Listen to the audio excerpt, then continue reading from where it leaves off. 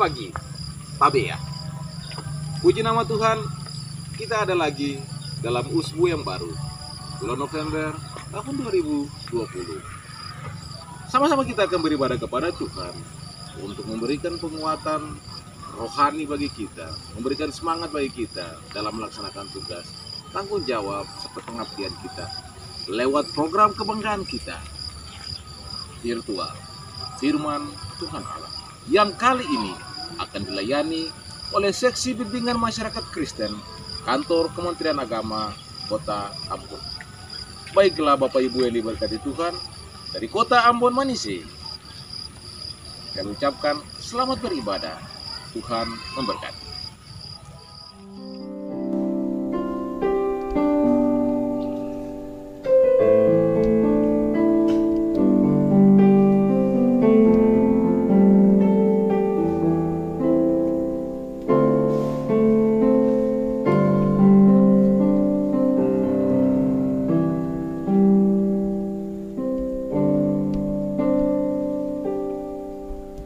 Tuhan tak pernah janji langit selalu biru, tetapi Dia berjanji selalu menyertai. Tuhan tak pernah janji jalan selalu rata, tetapi Dia berjanji berikan kekuatan.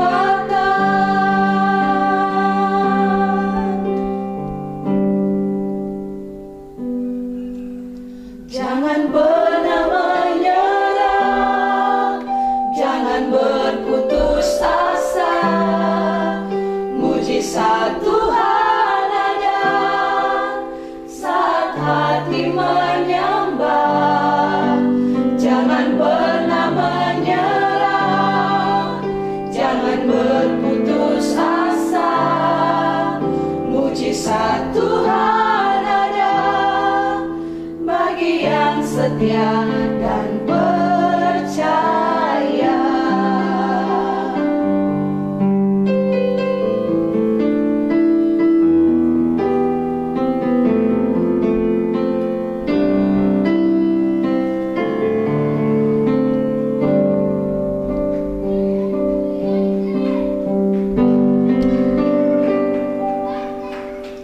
Tuhan tak pernah janji langit selalu biru, tetapi Dia berjanji selalu menyertai.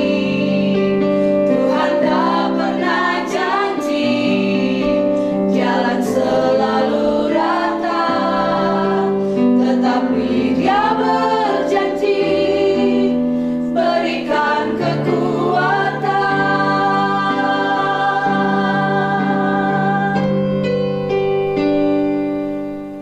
Jangan pernah menyerah, jangan berputus asa.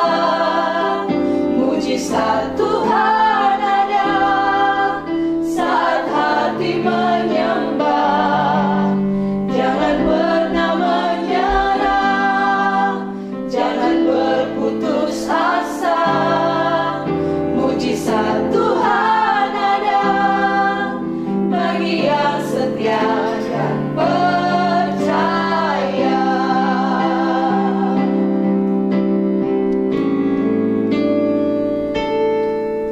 Jangan pernah menyerah, jangan berputus asa. Mujizat Tuhan ada saat hati menyembah. Jangan pernah menyerah, jangan berputus asa. Mujizat Tuhan ada bagi yang setia dan percaya. Mujizat Tuhan ada, mujizat Tuhan ada, mujizat Tuhan ada bagi yang setia dan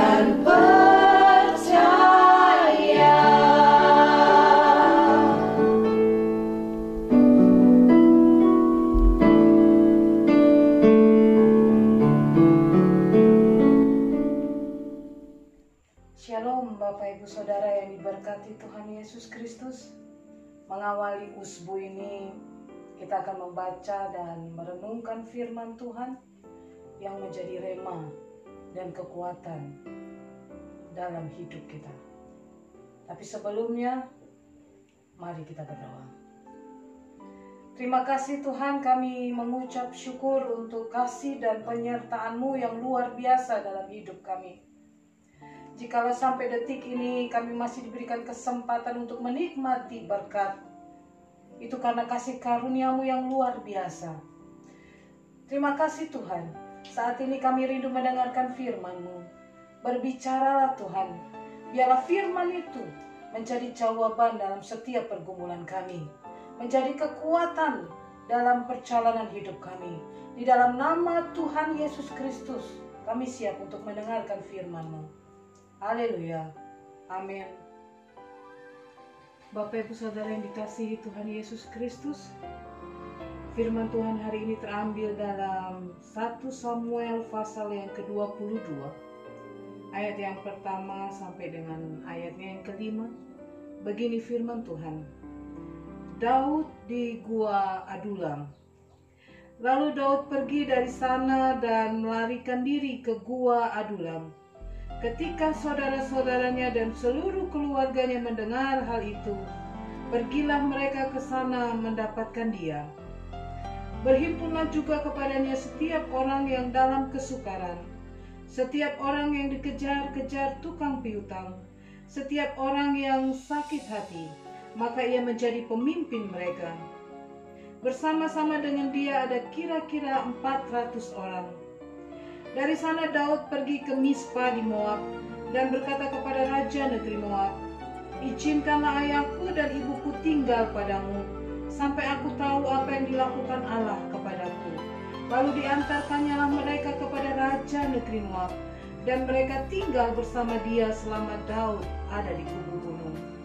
Tetapi Gad nabi itu berkata kepada Daud, "Janganlah tinggal di kubu gunung itu.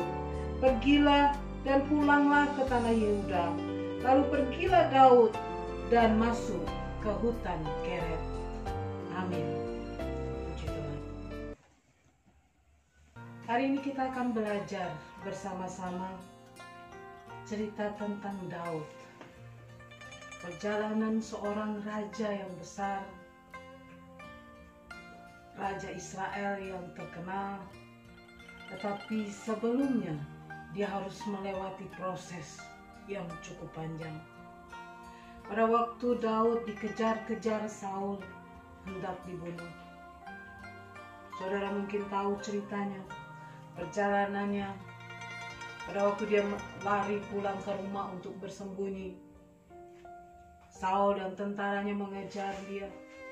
Kemudian dia berhasil melarikan diri atas pertolongan istrinya. Dan dia melarikan diri ke nabi besar Samuel. Dia pikir itu solusi yang terbaik. Tetapi nyatanya mereka mengejarnya pun sampai di tempat Samuel. Bahkan akhirnya Nabi Samuel beserta dengan Daud pergi melarikan diri sampai di Nayot. Saudara, kemudian Daud melarikan diri ke Nob di tempat Imam Ahimelek, dan sampai akhirnya Daud melarikan diri di tempat musuhnya, yaitu di Gad. Karena buat dia sudahlah jalan satu-satunya mungkin di tempat musuhnya. Saul tidak mengejar dia. Tapi pada sampai saat di Gad, saudara, orang di sana kenal yang namanya Daud. Ya, siapa sih yang tidak kenal Daud yang mengalahkan Goliat? Saul bisa mengalahkan beribu-ribu, tetapi Daud berlaksa-laksa. Mereka begitu mengenal Daud. Tetapi pada saat Daud sampai di situ, bukan dia datang sebagai seorang pahlawan perang yang gagah berani, tetapi dia datang sebagai seorang pelarian yang bersembunyi karena dikejar oleh Saul. Dan saudara tahu posisinya pada saat dia melarikan diri di Gad, karena dia takut ketahuan. Dia pura-pura gila. Di situ kalau di Alkitab dikatakan lidahnya dikeluarkan, kemudian air liurnya mengalir sampai ke jenggotnya. Bahkan dia mengais-ngais pintu gerbang. Ya, mereka tahu bahwa itu gila. Bahkan Raja Aki sendiri berkata kepada prajuritnya, masih kurangkah orang gila di negeri kita? Sampai harus ada orang gila yang ada di kota lain untuk masuk di sini. Maka dia diusir. Ada Daud mengalami satu titik terendah dalam hidupnya. Saudara, Daud sendiri. Hal yang pertama kita belajar pada saat Daud, seorang yang mungkin saat ini kita mengenal dia sebagai seorang raja besar Israel. Tetapi dia pernah melewati saat-saat Daud sendiri dan tidak ada tempat untuk bersembunyi. Dia tidak tahu lagi mau pergi kemana. Dan akhirnya dia bersembunyi di gua Adulam. Saudara, Daud kehilangan rumahnya. Daud kehilangan pekerjaannya sebagai seorang kepala prajurit pada saat itu. Sebagai orang yang dibanggakan saat itu. Dia kehilangan keluarganya. Dia kehilangan semuanya. Bahkan dia kehilangan tanda petik harga dirinya. Daud seorang pahlawan yang gagah perkasa. Dia mengalami satu titik terendah dalam hidupnya sendiri dan kehilangan orang-orang yang dikasihi. Hal yang kedua yang kita belajar dari Daud adalah dalam kehilangan dan kesendiriannya di gua Adulam, Daud mendapatkan Allah. Daud menemukan Allahnya kembali. Saudara, sebelum Tuhan mengubah masalahmu, Ia akan mengubah hatimu. Allah kita terlalu dahsyat. Allah kita luar biasa. Dia sanggup menyelesaikan masalah. Buatnya itu sangat mudah. Tetapi hati yang berubah, hati yang menjadi terpikat kepadanya, hati yang menjadi bergantung penuh dan percaya kepadanya, kadang-kadang butuh waktu yang lama. Bapak Ibu Saudara yang dikasihi Tuhan Yesus Kristus, Tuhan memakai tempat-tempat yang berbahaya, tempat-tempat yang kecil sendiri untuk bisa bertemu dengannya. Dan dalam cerita Daud ini Tuhan memakai tempat musuhnya untuk membuat dia lebih dekat lagi. Allah memakai Gad. Allah memakai buah Adulam untuk memproses Daud. Kita dengar cerita tentang Musa.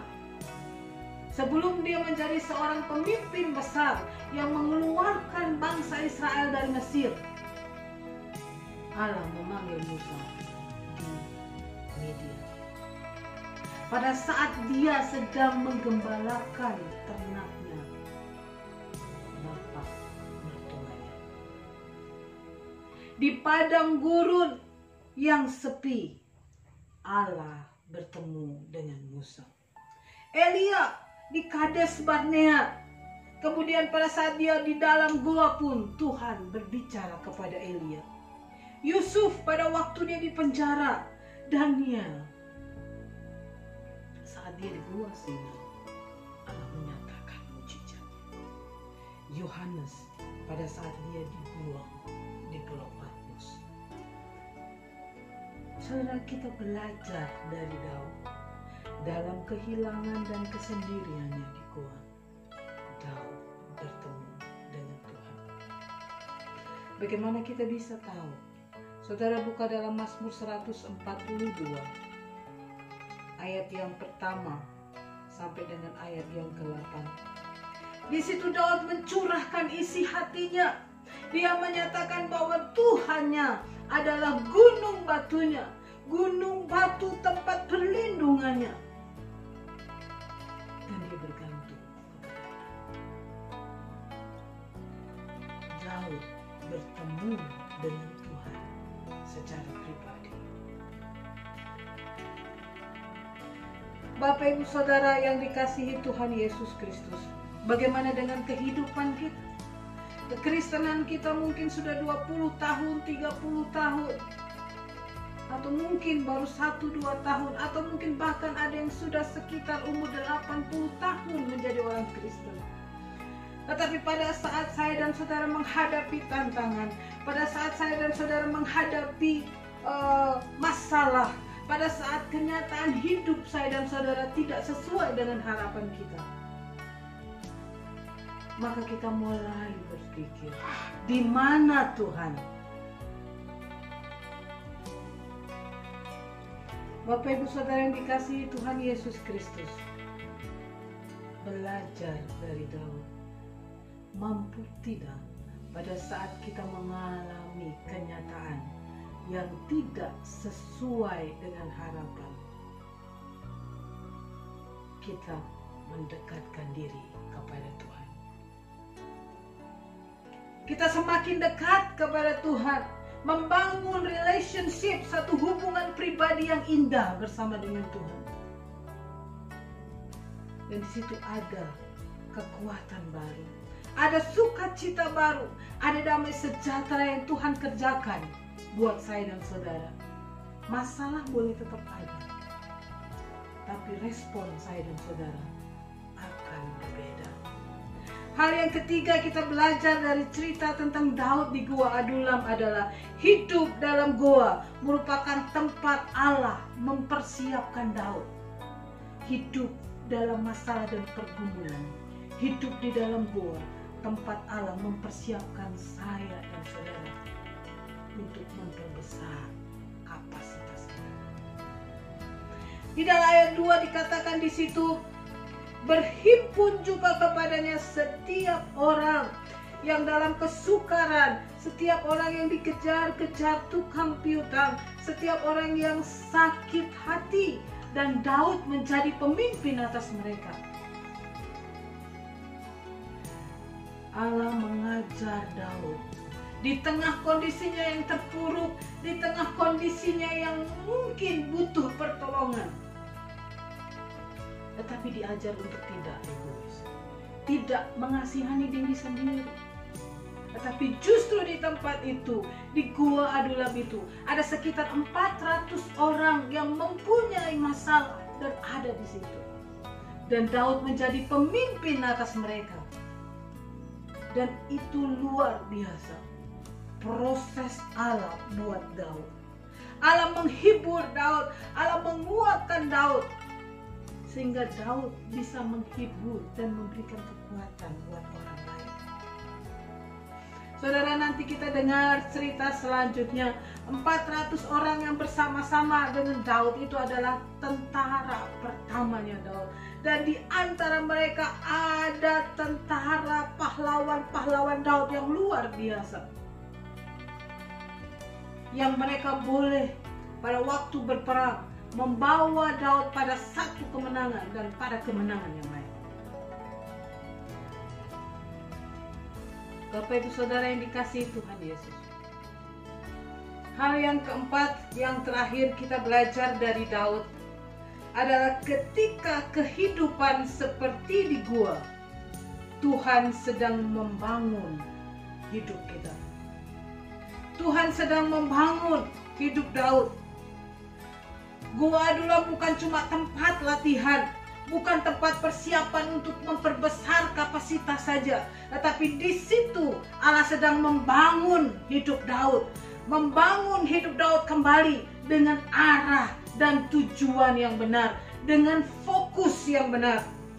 Ayat yang kelima dikatakan jangan tinggal di Gua Adulam. Di situ dikatakan Nabi Gad berkata kepada Daud, janganlah tinggal di kubu gunung itu, pergilah dan pulanglah ke tanah Yehuda. Dan Daud mentaatinya. Daud taat, dia melangkah dengan kepastian karena keyakinan dan ketaatannya kepada pimpinan. Bapak Ibu Saudara yang dikasihi Tuhan Yesus, di tengah pergumulan kita, di tengah masalah hidup kita. Itu bukan akhir dari hidup kita, tetapi itu langkah awal buat saya dan saudara menuju lebih dekat lagi kepada Allah, ke arah dan fokus yang lebih benar lagi. Bapak Ibu Saudara yang dikasihi Tuhan Yesus Kristus, apapun keadaan kita saat ini, apapun keadaan saudara saat ini, entah itu dalam satu pergumulan yang mungkin belum selesai, ada diizinkan Tuhan dalam satu tekanan yang luar biasa. Ingatlah cerita tentang Daud. Membuat saya dan saudara lebih kuat lagi. Karena ketika Tuhan mengizinkan saya dan saudara berada di satu gua, Allah sedang membangun hidup kita kembali untuk lebih dekat dengan Allah, untuk memperbesar kapasitas kita, untuk bisa menjadi berkat bagi banyak orang. Kita tidak tahu apa yang terjadi di masa depan, tapi kita tahu yang pegang masa depan. Itulah iman. Amin, firman Tuhan. Kita akan berdoa bersama-sama. Terima kasih Tuhan, kami mengucap syukur untuk kasih-Mu yang luar biasa, untuk firman-Mu yang boleh menguatkan kami, meneguhkan kami di tengah pergumulan kami saat ini, di tengah masalah yang Engkau izinkan kami lewati. Tuhan, terima kasih. Ketika kami boleh melewatinya, ada rencana-Mu yang indah buat kami. Engkau izinkan mungkin saat ini kami sendiri. Engkau izinkan seperti tidak ada jalan keluar. Engkau izinkan kami mengalami masalah untuk kami boleh diperbesar kapasitas kami. Terima kasih Tuhan Yesus. Saat ini kami rindu berdoa bersama-sama untuk bangsa kami, bangsa Indonesia, untuk Maluku, bahkan kota Ambon di mana kami tinggal. Berkatilah pemimpin-pemimpin kami dari tingkat pusat sampai tingkat daerah. Tuhan, berkati mereka dengan hikmat yang daripada Engkau, marifat yang daripada Engkau, sehingga setiap keputusan apapun yang mereka ambil Tuhan, Engkau campur tangan di dalamnya. Engkau ada bersama-sama dengan mereka. Saat ini juga kami berdoa untuk Kementerian Agama yang ada di seluruh Indonesia. Kami berdoa untuk Menteri Agama, kami berdoa untuk seluruh staf yang ada di Jakarta. Kami juga berdoa untuk setiap Kementerian Agama di seluruh provinsi di Indonesia, dan bahkan di setiap kabupaten kota. Tuhan, mampukan kami untuk melaksanakan tugas dan tanggung jawab kami dengan baik. Mampukan kami menjalankan fungsi kami, bukan cuma secara administrasi, tapi pada saat kami ditempatkan di tengah masyarakat, kami boleh menjadi berkat dimanapun kami berada. Terima kasih Tuhan. Kami berdoa untuk setiap orang-orang percaya yang ada dimanapun mereka berada. Tuhan, berkati mereka. Kami berdoa untuk setiap hamba-hamba Tuhan. Tuhan, berikan mereka kekuatan, berikan mereka juga kesehatan, kemampuan untuk boleh mengembalakan setiap jemaat mereka dengan baik. Terima kasih Tuhan, kami serahkan semuanya. Terima kasih Tuhan, Engkau sudah memimpin ibadah kami ini dari awal, pertengahan hingga akhirnya. Dan saat ini Tuhan, layakkan kami untuk menerima berkat-Mu. Mari Bapak Ibu Saudara yang dikasihi Tuhan Yesus Kristus, terimalah berkat dari Allah Bapa, cinta kasih dari Tuhan kita Yesus Kristus, dan penyertaan Roh Kudus yang akan terus menyertai kita mulai hari ini sampai Maranatha, Tuhan Yesus datang kedua kali. Haleluya. Amin. Demikianlah saudara, program virtual yang telah sama-sama kita saksikan. Semoga firman Tuhan yang telah kita dengarkan bersama dapat memberikan penguatan rohani, memberikan spirit dan semangat bagi kami untuk melaksanakan tugas, tanggung jawab, dan pengabdian di Usbu Kerja yang baru. Akhir kata, saya pamit undur diri dari hadapan Anda. Kita akan bertemu kembali dalam program-program virtual selanjutnya. Jangan lupa jaga kesehatan, pakai masker, dan kiranya Tuhan selalu menjaga dan memberkati kita. Shalom, Tabia.